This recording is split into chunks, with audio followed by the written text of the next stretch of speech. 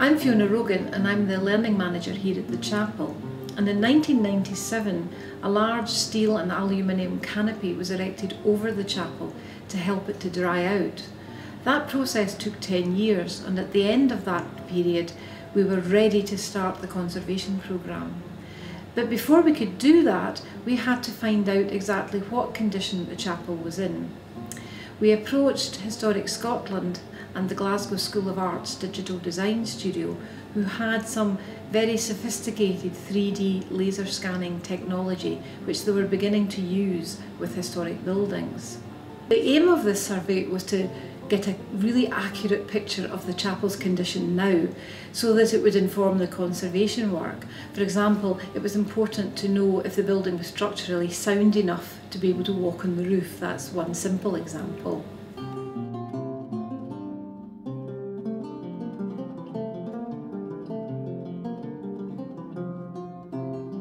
What we have here is a three-dimensional laser scanner, and this is a long-range scanner that we're using to measure the distance between the scanner and the building, and this gives us a point in three-dimensional space which is recorded on the computer, and this builds a point cloud. We can use this as three-dimensional information, and we can build up a three-dimensional picture of Rosslyn Chapel. We take many scans from different points around the chapel, and we can then tie these scans together. We can also create accurate survey plans from the data, which can be useful for the architects and the conservators working on the site and the building. We can see here the laser scanner has a low resolution digital camera built into it. So we first of all take digital images of the 360-degree area that we're looking at, and if you can see here, the red and the yellow here is the laser data, which is superimposed over the top of the digital images, so we know exactly what areas we're surveying, and we can manipulate this around to show what we've scanned already here and what still needs to be worked on.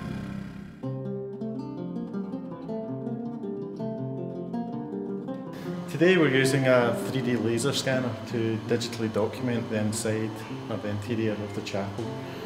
This laser scanner works by a method called time of flight. So it fires out a beam of laser light.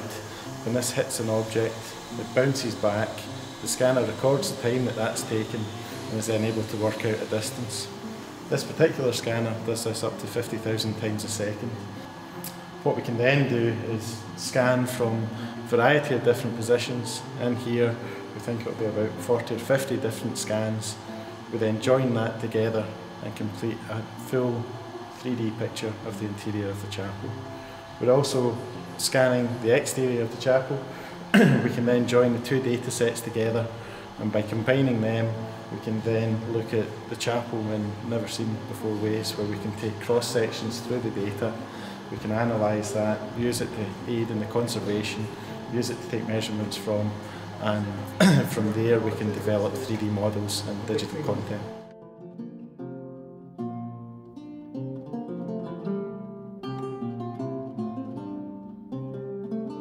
We've carried out a thermal imaging survey as part of the conservation works here at Rosslyn Chapel, and what a thermal imaging survey allows us to do is look for areas of heat loss within the building and pinpoint areas of damp.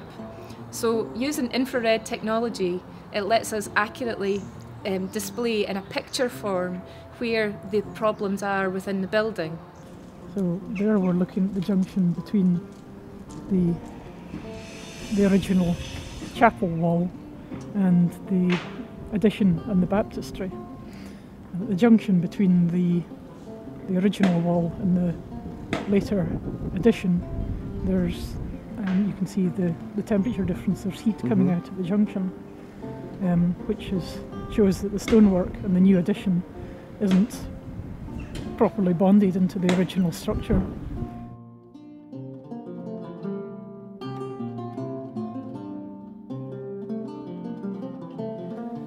It's a great thrill to me that now that we're coming to the end of the conservation programme, or should I say this phase of the conservation programme, that we have this wonderful data and that we've been able to turn it into these amazing three-dimensional pictures and animations that are here in the visitor centre for people to see, but also we've been able to put short animations and videos up on the website.